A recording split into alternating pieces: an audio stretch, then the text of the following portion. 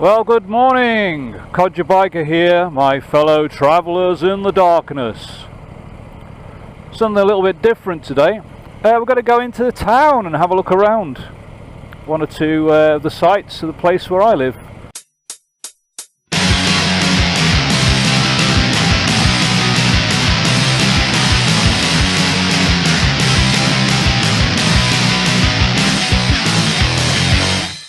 Across the road there, Liverpool cricket ground. Not a lot of people know we've got a cricket ground.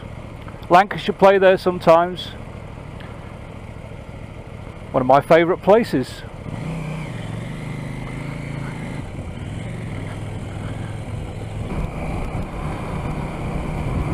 So I wasn't even going to go out this morning. This is not so much a ride as psychotherapy. But a little bit enclosed in the house. Gene Chandler was calling. So I arranged due about 12 o'clock. It's 10 o'clock now, so hopefully I can have a nice little ride in the dry. The sun shines out, it's very cold. Just put the heated grips on. It's actually, it says 8.5 degrees, but it feels cold now because it's quite a cold wind chill factor. Wind chill factor -0. Ooh, ooh, ooh. Sorry. Two reasons for coming out really today is one, I was feeling a bit housebound, but the other one is I'm in the horns of a dilemma. The 790 Adventure is out next month, and I've got hopefully a test ride booked with a dealer. And he's made me an offer on this bike against the 790, which I was a little bit disappointed in, but I understand. The 19 plate's coming out, this is an 18, but all that. And of course there'll be a big demand for those bikes. So the dilemma is this: if anybody wants to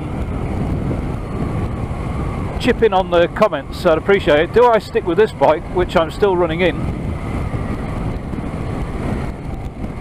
get a summer out of it, do a few of the little trips and things that I want to do, or do I bite the bullet and go for another ADV bike, as I much prefer ADV bikes? No offence, Gene Chandler, it's just something about them. Either way I'm going to lose money, and the 790 Adventure will very likely be my last ever bike. So do I get it now to get the most out of it, the most years, or do I do the sensible thing, wait to see what problems turn up with the new bike? Early adopters, you always get some problems. I know there were problems with the Duke with oil leaks and things.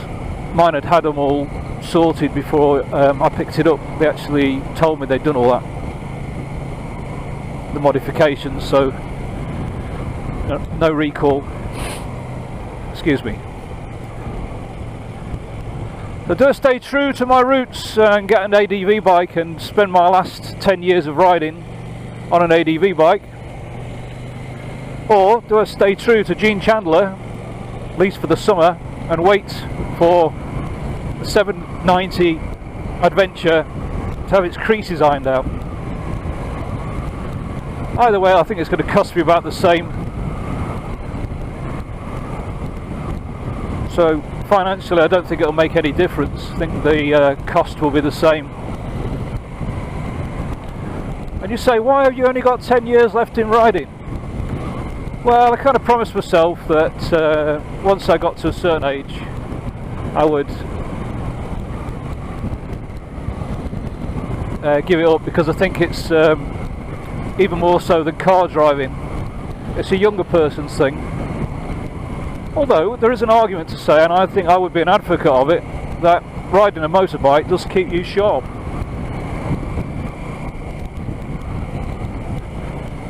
But anyway, that's the plan. 10 years, one more bike It will be a 790 Adventure.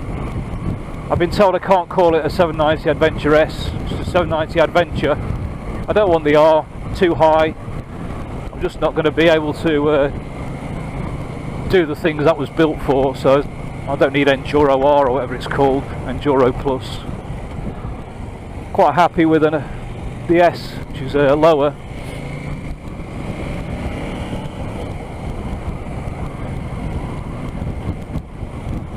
But we'll have softer suspension than the Duke.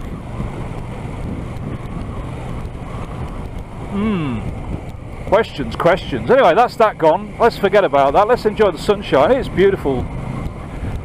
Very cold, but beautiful day. Don't know if you noticed though, I just rode along the banks of the Mersey while I was musing.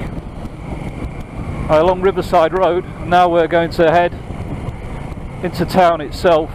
Go along the Strand, past some famous buildings. One in particular, world famous. Past the old docks, many of which have been converted to businesses or dwellings.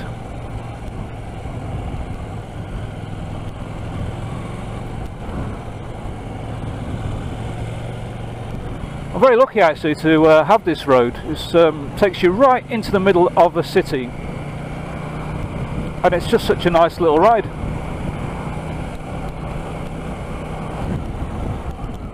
So thanks to that nice little road, within 10 minutes I'm more or less in the centre of town, and I live on the outskirts, so yeah, lovely. The King's Dock. Still some building work going on. So this waterfront now in Liverpool, I think, is amazing.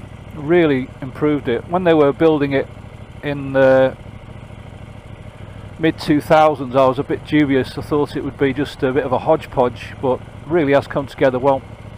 Particularly if you look at it from the ferry. If you ever come to Liverpool, have a go on the ferry and have a look back. It's quite remarkable really how well they've done it.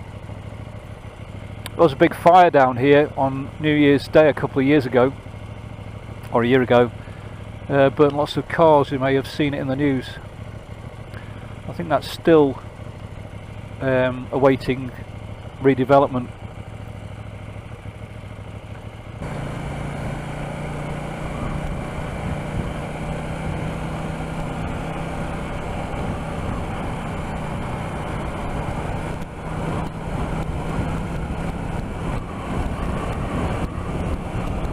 This is the Strand. Not just London has a Strand, we have a Strand here too in Liverpool.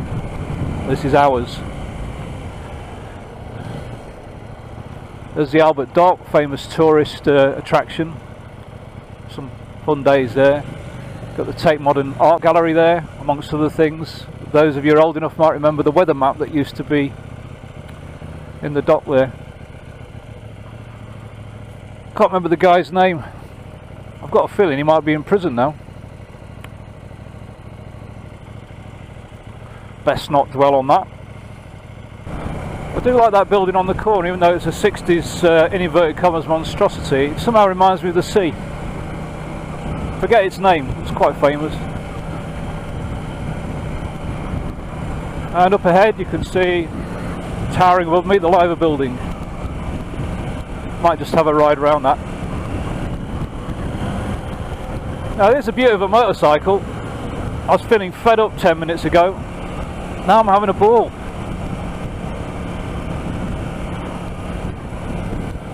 The three white buildings are known as the Three Graces.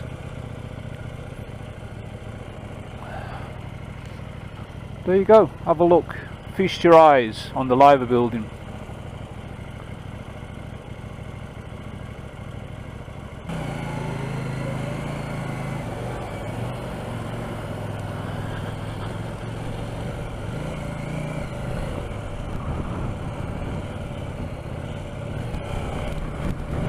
Ferry terminal.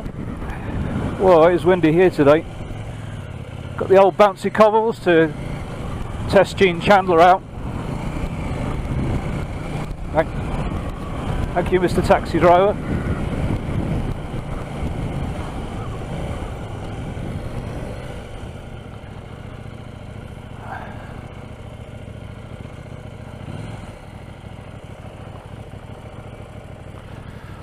Oh, there's the Liver building. I'm directly underneath it. Must be windy up there today. There's a Stena Line ferry. All jolly good. The Crown Plaza. Very good.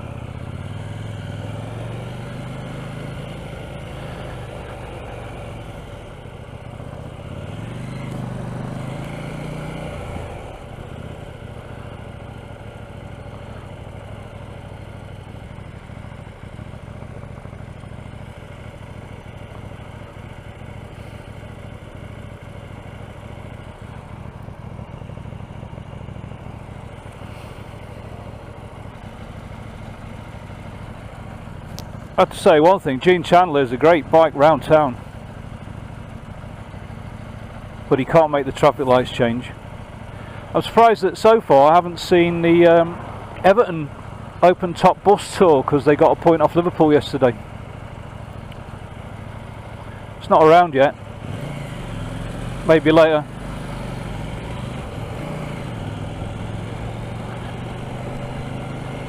But we're not bitter. I'll leave that for the Blues. Anyway, just coming back to one of my old stomping grounds now, which is Everton Anfield region, and don't know if this year will be finally a Premier League title for us, not Everton. Everton obviously cock a hoot that they took 2 points off us yesterday, instead of waving us through like they do Man City. I suppose it's better to have a club run by a dictator, owned by a dictatorship, win the title. But I'm not bitter. No, I'm not bitter. Don't be bitter. Concentrate on the traffic. Do you know what that is?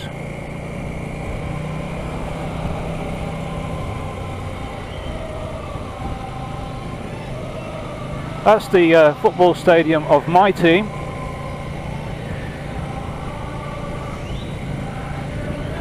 Greatest team of all time. Have a quick look.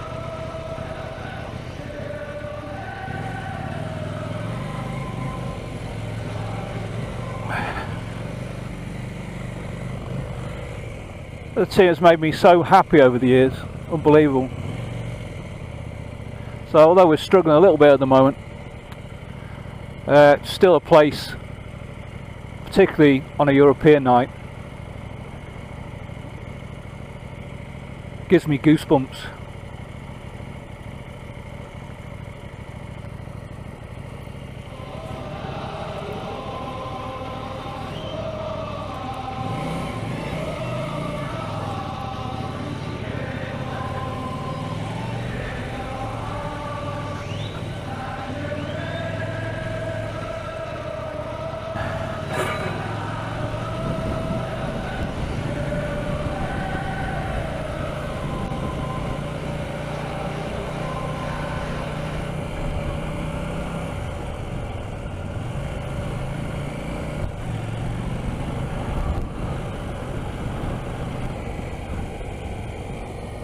Police bikes in there and training with a look of it. Give me a wave, that's nice.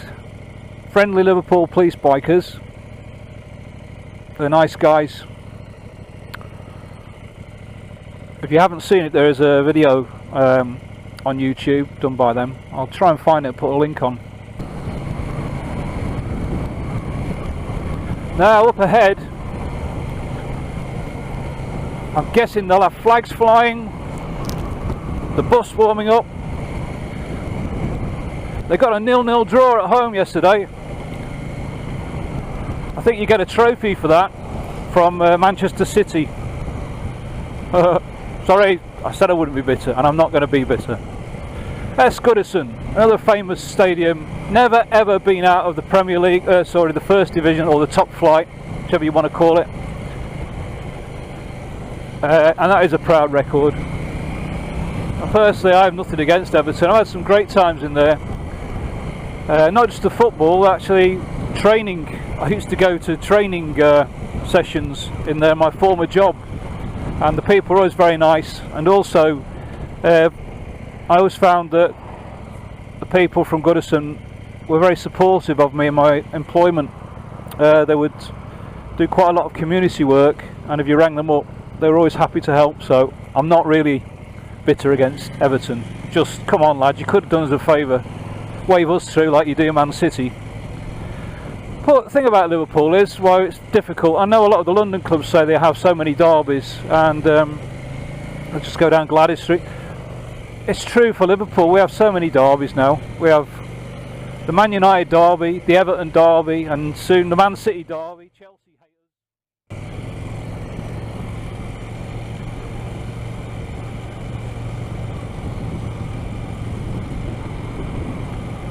Can't see the open top bus though, perhaps it's been cancelled for the weather.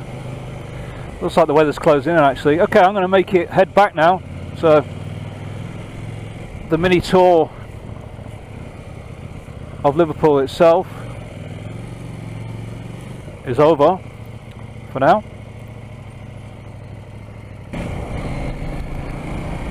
So until next time.